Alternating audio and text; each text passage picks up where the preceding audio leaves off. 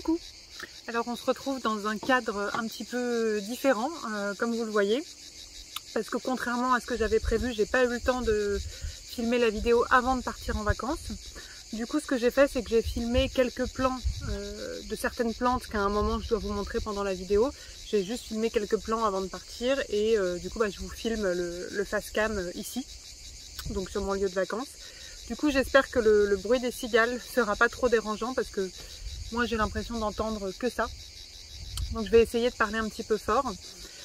Et du coup pareil, je vais pas vous faire la vidéo que j'avais prévu de faire. Normalement je voulais faire un avant-après où je vous montrais des photos de certaines plantes que j'avais d'avant et puis pour regarder un petit peu comment elles avaient évolué. Sauf que c'est une vidéo qui est un peu longue et qui demande à ce que je fouille beaucoup dans d'anciennes photos, que je vous montre beaucoup de plantes chez moi, etc. Et donc là, comme c'est une vidéo que je fais avec assez peu de temps devant moi, du coup j'ai décidé de faire quelque chose un petit peu plus simple, où j'avais pas trop besoin d'aller chercher des plantes à droite à gauche, parce que vu que j'ai juste filmé quelques plans des plantes avant de partir, forcément voilà, c'est un petit peu limité. Donc j'ai choisi de faire un tag qui existe sur le YouTube Plantes depuis assez longtemps. Donc on va pas se mentir, je suis un petit peu has-been, un petit peu ringarde sur le coup. C'est le tag 7 plantes que. Donc je crois que c'est un tag, si je me trompe pas, qui avait été...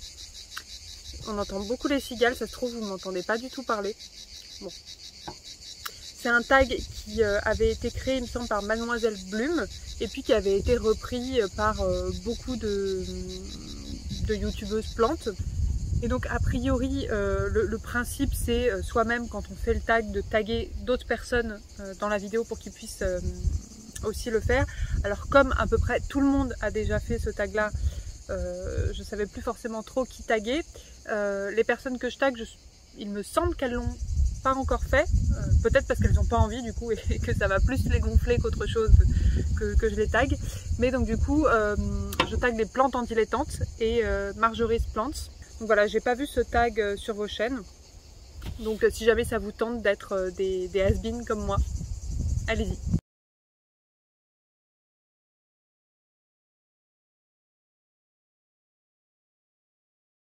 Le premier, c'est cette plante que YouTube ou Instagram m'a fait acheter.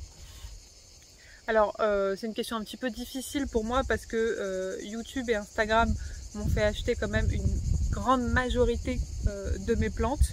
Je pense que comme beaucoup d'entre vous, c'est avant tout sur les réseaux sociaux que j'ai découvert la majorité des plantes que je possède aujourd'hui.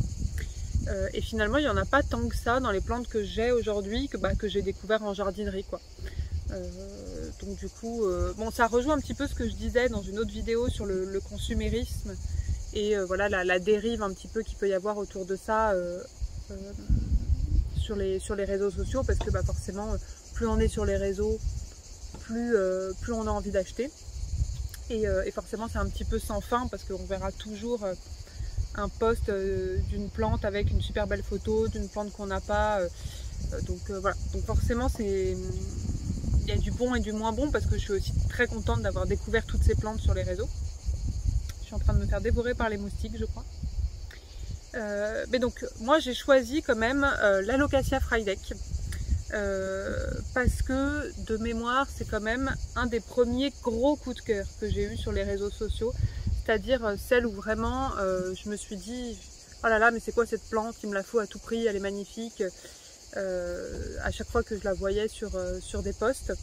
Et en plus c'est vrai que l'Alocasia Frydek c'est une plante qui est quand même vachement photogénique je trouve. Enfin, elle ressort vachement bien sur les photos, même au milieu d'autres plantes, dans un intérieur. Je trouve que on la voit tout de suite, elle fait tout de suite un effet incroyable, même si la mienne, vous le verrez peut-être dans les vidéos que je vais insérer, elle est pas folle, contrairement à d'autres que je vois parfois. Mais voilà, mais elle a des feuilles, la forme de ses feuilles avec les nervures très prononcées, qui moi est un truc que j'adore, les nervures très prononcées et le côté feuille un petit peu velours, c'est deux éléments que j'aime beaucoup sur les plantes. Donc elle regroupe les deux, et c'est vrai que ça a été vraiment mon premier, je pense mon premier vrai coup de cœur sur les réseaux d'une plante que je connaissais pas du tout autrement quoi. Mais bon, c'est vrai que comme je vous le disais, depuis, il y en a eu beaucoup d'autres sur lesquels j'ai eu un coup de cœur sur les réseaux et que j'ai fini par me procurer, quoi. Donc voilà, la Locatia Friday, c'est un petit peu la première finalement.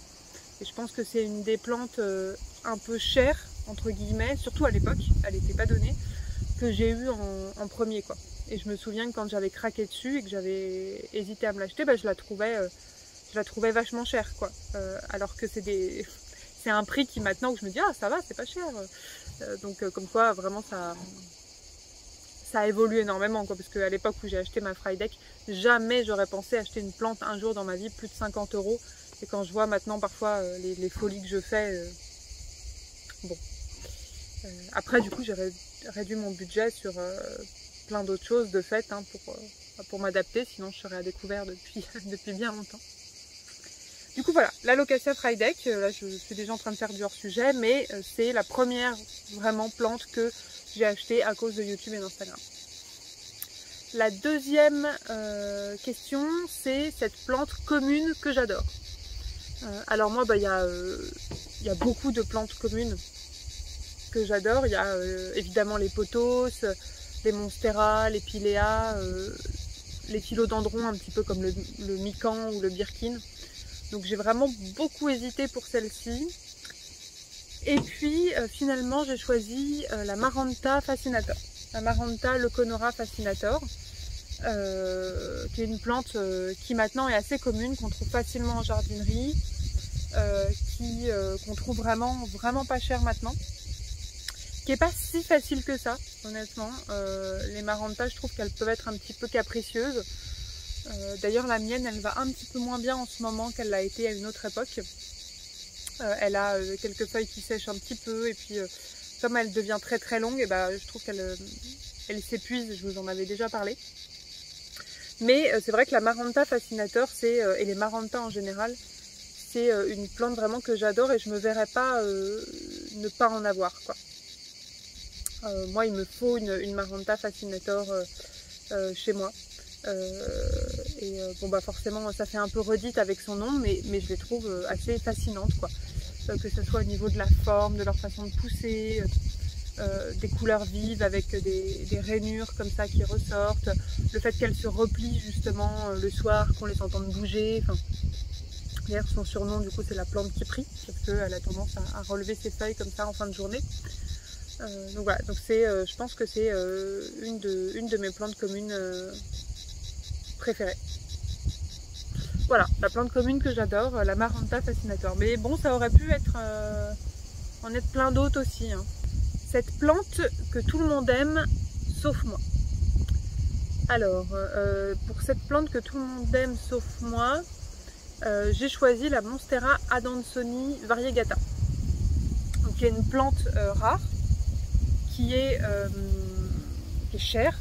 Alors, je crois qu'elle a peut-être commencé à baisser un petit peu, mais c'est quand même une plante que je trouve vraiment très chère, et pour laquelle il y a eu une hype incroyable. On a commencé à la voir partout, tout le monde voulait se la procurer, et moi, alors n'étant déjà pas une grande fan de la Adansonii classique, que je n'ai pas d'ailleurs, du coup la Adansonii variegata, elle m'a jamais trop intéressée, et ouais, je suis pas fan. J'aime pas trop en fait déjà la Adansonii, j'aime pas trop son port. Et puis la Adansonii variegata, je trouve que elle a tendance à avoir l'air un petit peu malade. Je sais pas, je trouve que la façon dont sont faites les variégations, il y a beaucoup des plantes que je vois quand elle est proposée à la vente. Je trouve que ouais, elle est pas belle, elle a l'air malade. Alors après, il y en a qui sont vraiment très belles aussi, voilà, quand elles sont devenues vraiment grandes, qu'elles ont de belles variégations bien réparties, etc. Mais pour en avoir des comme ça, alors là, il faut encore plus mettre le prix. Et celles qui sont sur le marché actuellement accessibles au niveau prix, elles me font pas tellement envie. Et alors c'est sûr que si j'en trouvais une à 15 balles en jardinerie, je la prendrais, ne serait-ce que voilà, simplement parce que quoi. Mais au prix qu'elle coûte, c'est vraiment pas une plante pour laquelle j'ai envie de faire un effort financier pour me la procurer, quoi. Donc voilà, la Adansonii variegata, j'ai vraiment pas suivi la hype autour de cette plante. tant mieux parce que bon, bah, voilà, ça m'a fait dépenser de l'argent en moins. Après pour les plantes que tout le monde aime sauf moi, j'avais hésité un petit peu à vous parler des bégonias, des crotons que j'aime pas trop. Ça dépend lesquels. Il y a des bégonias que j'aime bien, notamment le bégonia tamaya que j'ai. Mais j'ai l'impression que c'est pas des plantes que tout le monde aime forcément finalement. J'ai l'impression qu'on est beaucoup à dire ah bah moi les bégonias ou les crotons c'est pas trop mon truc. Le spathiphyllum, je suis pas une grande fan non plus. Voilà, c'est pas que je l'aime pas, c'est qu'elle me fait pas grand chose quoi. Donc vu que chez moi il n'y a pas de place pour tout le monde, clairement je vais pas en faire pour elle, mais je dirais pas que je l'aime pas. Mais même la Dansoni variegata, je sais pas si je pourrais dire que je l'aime pas, c'est juste que je l'aime pas assez, ou je l'aime moins que ce que les autres personnes ont l'air de l'aimer quoi. Je sais pas si c'est clair. Mais j'ai pas l'impression qu'il y ait vraiment des plantes que je n'aime pas, genre vraiment pour lesquelles j'ai un ressenti négatif quoi. Je trouve qu'au mieux, au pire, j'ai un ressenti qui est neutre, et puis voilà quoi, il n'y a pas vraiment de plantes que j'aime pas. Je les aime toutes. Si je pouvais, si j'avais le temps et l'espace et l'argent, je pense que je les aurais toutes, de toute façon. Ensuite, cette plante que j'ai regretté acheter, perdre ou donner. Alors, cette plante que j'ai regretté acheter, j'aurais pu aussi la mettre dans les plantes que j'ai regretté perdre, mais c'est l'Anthurium warockeanum. L'Anthurium warockeanum, donc sur lequel j'avais un énorme coup de cœur, qui est un anthurium avec des très longues feuilles, très grandes feuilles allongées comme ça, que je trouve sublime, et vraiment encore aujourd'hui je le trouve magnifique, mais que j'ai acheté vraiment sur un coup de tête, alors qu'il était très cher, alors que j'y connaissais pas grand chose en anthurium, genre j'avais peut-être le clarinervium, le cristallinium, et puis voilà quoi, donc qui sont des anthuriums plutôt faciles. Donc j'avais pas les compétences pour l'acheter, j'avais pas les conditions pour le maintenir en vie, et il a dépéri mais très vite. D'abord par manque d'humidité, puis ensuite j'ai rajouté de l'humidité, donc après il a eu du fongique, et enfin voilà, j'ai pas réussi à m'en sortir, il a dépéri à une allure fulgurante, alors que je l'avais payé mais vraiment très cher. Je crois que je l'avais payé autour de 200 €. Donc voilà, pour une plante que j'ai perdue peut-être en moins d'un mois honnêtement. Donc j'étais vraiment en colère contre moi-même parce que c'était un achat qui n'avait pas du tout été réfléchi.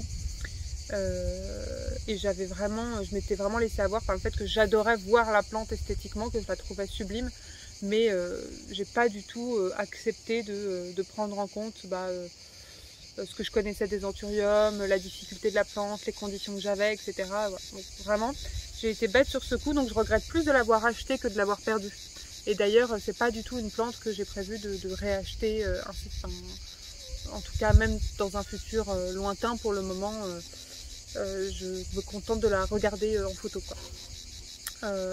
Alors j'avais fini par l'échanger avec une spécialiste des anthuriums. Je lui avais envoyé plein de photos, je lui avais bien montré que la plante elle allait très mal, etc. Et elle m'avait dit ok d'accord, on fait quand même l'échange, et puis du coup je l'avais échangé contre une plante commune quoi, très commune mais que je recherchais. Et je sais pas ce qu'il est devenu. Faudra peut-être que je demande. Je suis pas sûre qu'il ait qu'il ait tenu quoi, mais parce que vraiment il était en sale état quoi. Donc voilà, la triste histoire de mon anthurium warockeanum. Et depuis je suis assez prudente avec les plantes qui sont pas forcément réputées faciles, que je connais pas trop. Enfin, je vais plus acheter, maintenant si j'achète des plantes rares un peu chères, c'est des plantes que je connais, ou voilà, où je sais que je vais pouvoir m'en occuper correctement. Sinon, plante que j'ai regretté perdre, je pense que mon sénécio, alors je sais pas comment ça se prononce, Roleanus, celui qui est du coup qui a des petites billes, quoi, un petit peu comme des petits pois, sénécio Roleanus. J'ai perdu le classique et j'ai perdu le variegata. Je suis un petit peu triste. Alors le variegata je l'ai perdu très vite, vraiment pareil, hein, il n'a pas tenu très longtemps. Le classique je l'avais eu pendant longtemps, donc j'étais vraiment triste de le perdre. Et c'est une plante que j'aime beaucoup et pour le coup, j'aimerais vraiment réussir à la tenir, j'aimerais vraiment la réessayer. Donc à l'occasion, je ferai peut-être ça. D'ailleurs, si vous avez des conseils spécifiques pour cette plante-là, je sais qu'on est plusieurs à galérer avec cette plante. Mais voilà, j'aimerais vraiment bien, pour le coup, retenter avec celle-ci. Donc du coup, je regrette plus de l'avoir perdue et pas de l'avoir achetée, quoi. Peut-être qu'elle fera bientôt de nouveau partie de ma collection, je ne sais pas.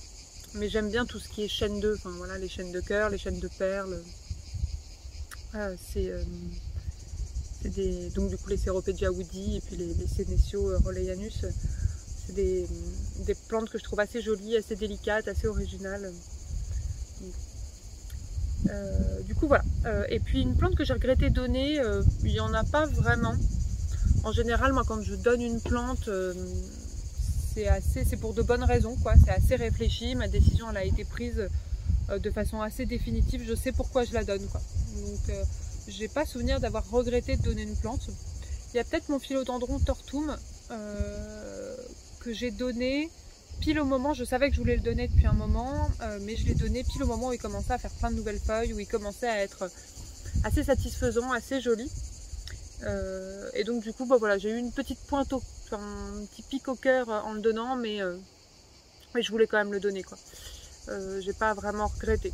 Mais bon, quand même, j'ai eu une petite hésitation, quoi. C'est la seule où j'ai eu une petite hésitation le jour même où je devais le donner, où j'étais un peu genre ah, il commence à être joli, il me plaît bien.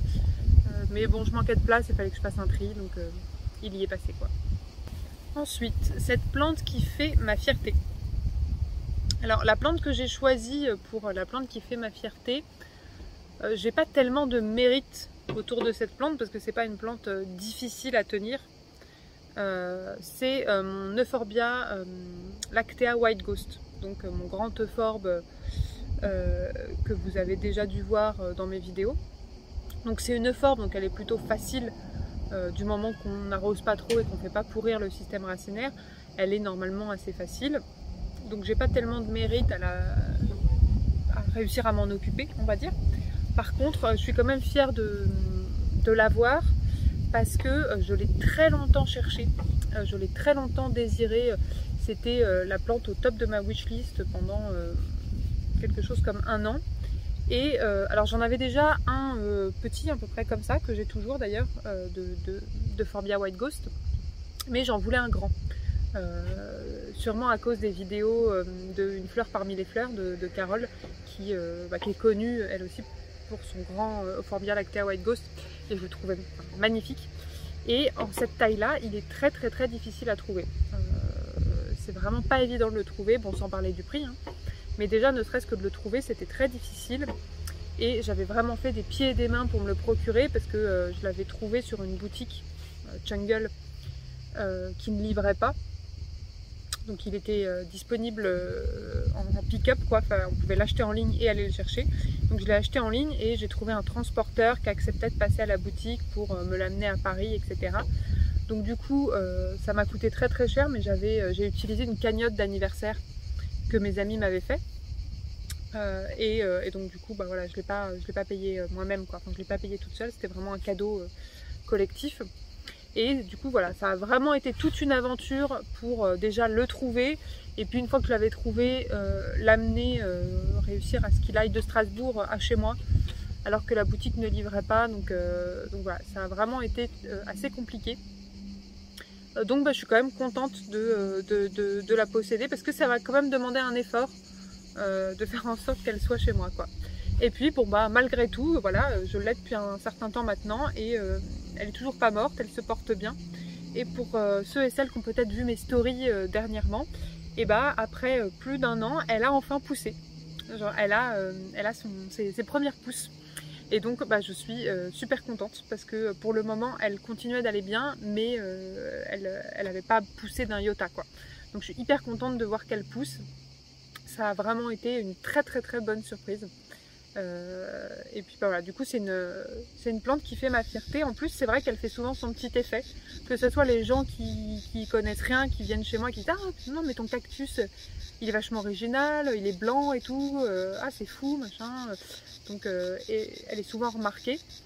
Et puis pour ceux qui connaissent, j'ai souvent des réflexions dessus, de il est grand, ton white ghost, j'en cherche un moi aussi, etc. Donc du coup forcément ça fait toujours un petit peu ma fierté, même si voilà, je l'ai acheté, c'est une plante facile, donc il n'y a pas un mérite incroyable à ce qu'elle soit encore en vie chez moi, quoi. Mais bon, quand même. Ensuite, cette plante que j'ai en plusieurs exemplaires, alors ça vous le savez peut-être déjà parce que je râle sur cette plante régulièrement en ce moment, c'est la Monstera variegata que j'ai en plusieurs exemplaires. J'en ai 3. Qui viennent du même endroit, qui viennent toutes les 3 de chez Plant Lovers.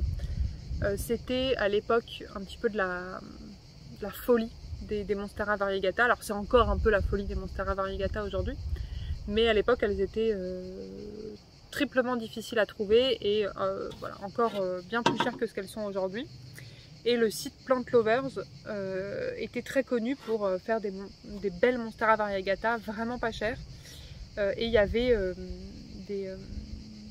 des restocks réguliers, mais on savait jamais quand est-ce qu'ils allaient avoir un nouveau stock, et quand ils en avaient un, ça partait en 5 minutes quoi. Donc c'était vraiment, tout le monde se connectait, rafraîchissait la page et ça partait très très vite, et il fallait vraiment avoir de la chance pour en avoir une. Et moi ça m'est arrivé du coup à 3 reprises d'aller voir sur leur site et de me retrouver à un moment comme par hasard où ils avaient fait un restock et où elles étaient dispo quoi, à des prix pas chers. Et donc à chaque fois en fait j'ai acheté en me disant ah non mais c'est vraiment une bonne occasion, ça vaut le coup, etc. C'est un petit peu le syndrome de l'affaire à ne pas rater quoi. Et donc je me suis retrouvée avec 3 Monstera variegata. La première j'avais pris une normale. Et puis la seconde fois j'avais pris une avec beaucoup de variégation. Et donc bon, jusque là j'arrivais à justifier un petit peu mes achats, parce que bon, une normale, une avec beaucoup de variégation, voilà, petite différence. Puis la troisième, voilà, j'ai pas d'excuses. Je vais sûrement d'ailleurs troquer ou vendre la plus petite et essayer de bouturer, de faire repartir tranquillement la plus grande qui a beaucoup de variégation, parce que le brunissement de toute façon n'a pas l'air de s'arrêter, donc je pense qu'il va falloir que je fasse quelque chose. Mais donc voilà, la plante que j'ai en plusieurs exemplaires, même si en ce moment elle me fait beaucoup de misère et que c'est plus une source de préoccupation. Et puis bon voilà, j'ai presque un peu honte d'avoir 3 Monstera variegata, parce que je me rends compte que c'était vraiment, même si c'est une plante que j'adore, hein, j'en veux une de toute façon, enfin, mais c'était pas nécessaire d'en racheter la 3e fois, enfin, c'était vraiment un caprice inutile quoi. Mais bon.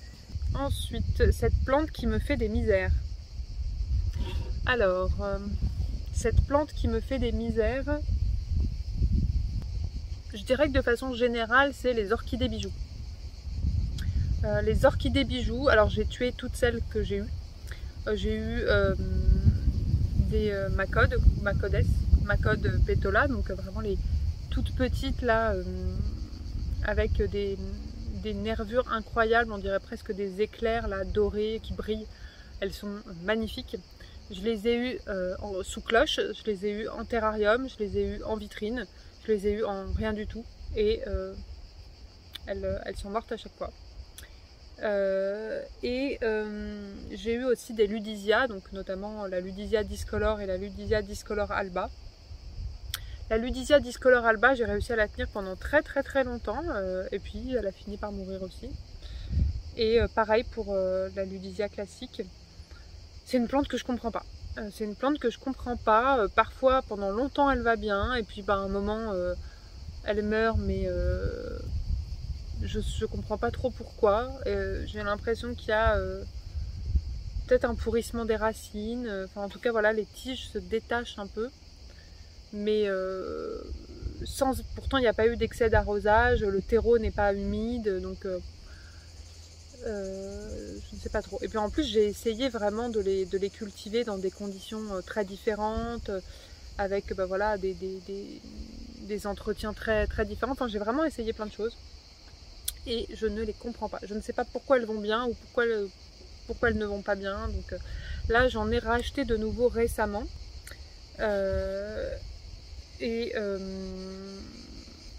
Et puis bon, donc du coup c'est tellement récent que pour l'instant elles sont encore là, hein, mais j'en ai acheté justement sur le site de Bouture et moi, j'avais fait l'unboxing dans un des vlogs. J'en ai acheté 2, donc j'attends de voir ce que ça va donner, mais je pense que c'est vraiment mon dernier essai, et que si là elles s'en sortent pas, faut que j'accepte que juste je suis nulle avec les orchidées bijoux, quoi. Même si vraiment je les trouve magnifiques et j'adore leur nervure, j'adore leur feuillage. Donc j'aimerais vraiment bien réussir à m'en occuper, mais de toute évidence c'est pas le cas. Et puis j'aurais pu parler aussi un petit peu des sénéciaux. Que ça soit le sénécio Rolleianus dont je vous parlais tout à l'heure, et j'ai eu aussi une plante que j'ai tuée 3 fois. C'est le sénécio Mont Blanc. Voilà, que j'ai tué 3 fois. Pareil, à chaque fois je comprends pas très bien pourquoi. Enfin, les sénéciaux et les orchidées bijoux, je crois que j'ai du mal à les cerner. Voilà. Si certains d'entre vous, vous savez ce que je fais de mal, ce que je fais pas assez, dites-moi. Mais ensuite, cette plante que je garderai entre toutes. Alors cette plante que je garderai entre toutes, je pense quand même que c'est ma Monstera taille constellation. Ma Monstera taille constellation, alors bon, il y a forcément cet aspect un petit peu de rareté et de prix. C'est-à-dire que ça a quand même été, voilà, elle coûte quand même une certaine somme, donc on s'en débarrasse pas plus facilement. Mais il y a aussi surtout l'aspect sentimental, parce que c'est un cadeau de Noël de mon copain. Donc du coup voilà, j'y tiens vraiment sentimentalement. Et puis du coup, comme c'est un cadeau de Noël de mon copain, et que forcément il l'a payé un peu cher, c'est la seule plante où il regarde un petit peu comment elle va de temps en temps. Quand elle fait une nouvelle feuille, il fait « Ah tiens, elle a poussé quand même ». Enfin, c'est la seule dont il se préoccupe un petit peu, parce que les autres, il n'en a vraiment rien, mais rien à faire. Sauf quand elles sont un peu trop devant la télé, que ça cache l'écran, là il les remarque, mais sinon il s'en fiche.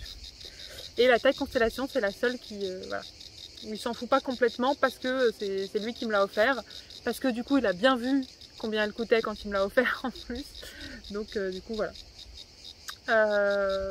Et puis bon, il y a au-delà de l'aspect sentimental, il y a le fait que c'est une Monstera, donc du coup c'est une plante vraiment que j'aime beaucoup de par sa forme, de par la taille qu'elle peut avoir quand elle est mature, et j'aime beaucoup ses variégations qui en plus sont beaucoup plus stables que celles de la Albo variegata, et pour le moment avec elle, voilà, j'ai pas de soucis. En plus, bon, comme c'est une Monstera, elle se bouture très facilement, elle est facile d'entretien, donc vraiment elle a toutes les qualités qu'une plante peut avoir pour moi, quoi. Elle a une belle forme graphique, elle a de belles variégations stables, elle est facile d'entretien, elle se bouture facilement. Et puis bon, en plus de ça, c'est une plante rare que mon compagnon m'a offert, donc voilà, c'est celle que je garderai entre toutes. Ensuite, cette plante que je recommande les yeux fermés. Alors cette plante que je recommanderais les yeux fermés. Alors sur ce coup, je pense que je vais pas être très originale, mais la plante que je recommanderais les yeux fermés, c'est ce qu'on désigne un petit peu sous l'appellation de pothos, donc notamment les Epiprenum aureum, et plus particulièrement le pothos golden, le pothos néon et le pothos marble queen, qui je trouve sont les plus faciles. Je trouve qu'ils sont plus faciles que le Manjula et le Enjoy, parce que le Manjula et le Enjoy vont avoir besoin quand même de plus de luminosité, d'un meilleur drainage, et ils peuvent quand même avoir du brunissement. Et je trouve qu'ils sont quand même aussi plus faciles que les Scindapsus, donc Pothos argenté, Pothos exotica, etc. Même si les Scindapsus sont aussi très très faciles. Mais vraiment, l'Epiprenum aureum, Golden, Néon et Marble Queen, ces trois-là, c'est que du bonheur, quoi. Ils ont une pousse ultra rapide. Moi, les miens, ils sont devenus énormes. Alors que, voilà, je les ai... En 1 an et demi, 2 ans, ils sont devenus immenses. Ils poussent en été, en hiver, ils s'en fichent complètement. Ils poussent peu importe où je les mets dans la pièce. Alors forcément, plus ils ont de lumière, plus ils poussent vite et plus ils font des grandes feuilles, des feuilles avec des variegations, etc. Mais même éloignés de la fenêtre, voilà quoi. Ils vont quand même très bien s'en sortir. Ils sont résistants aux parasites. Chez moi, ils n'ont jamais eu de trips. Ou alors s'ils en ont eu, ils ont réussi à s'en débarrasser tout seuls et ça ne les a pas abîmés, quoi. Ils sont hyper tolérants sur l'arrosage, ils montrent quand ils ont soif, enfin voilà. Donc vraiment, ils sont tolérants à tout, ultra faciles, ultra satisfaisants. C'est vraiment des plantes doudou, quoi. Et d'ailleurs, j'ai une amie, Cyrielle peut-être si tu passes par là, qui tuait vraiment toutes ces plantes. Enfin, elle avait complètement abandonné l'idée d'avoir des plantes, surtout qu'elle vit dans un appart qui est vraiment très très sombre, malheureusement. Et je lui ai offert un petit Pothos Marble Queen que j'avais fait en bouture de ma plante mère. Et ça fait très longtemps, enfin très longtemps, ça commence à faire longtemps qu'elle l'a maintenant. Et il va toujours bien, donc du coup elle est très contente de son petit Pothos Marble Queen. Et je trouve que c'est vraiment la plante qui te réconcilie avec l'idée d'avoir des plantes, quoi. Donc voilà, la plante que je recommande les yeux fermés, sans hésitation, le pothos. Ensuite, la dernière question, c'est cette plante qui me fait rêver. Alors cette plante qui me fait rêver, je pense qu'en ce moment, c'est le Philodendron Florida Beauty. Donc qui est encore très cher, hein, donc j'ai pas du tout, il est même pas tellement dans ma wishlist parce que j'ai pas du tout prévu de me l'acheter. Il est très cher et quand on le trouve, ça va vraiment être une feuille, un cutting à peine raciné. Donc voilà, moi j'ai pas envie de payer une blinde pour une plante qui n'est pas établie. Donc je vais encore attendre qu'il baisse de prix. Mais du coup le Florida Beauty, il a la forme du Florida classique et du Florida Ghost.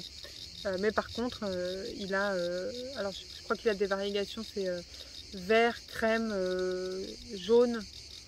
Enfin, en tout cas, voilà, il a 3 couleurs. Et je trouve qu'il est vraiment magnifique. Quand les variegations sont bien réparties et qu'elles sont stables, je trouve qu'il est vraiment incroyable. Donc il me fait très très très envie. Après, il y a pas mal d'anthurium qui me font rêver. Et typiquement, le Warockeanum, c'est encore une plante qui me fait rêver aujourd'hui. Mais simplement, je sais que je vais pas retenter, quoi.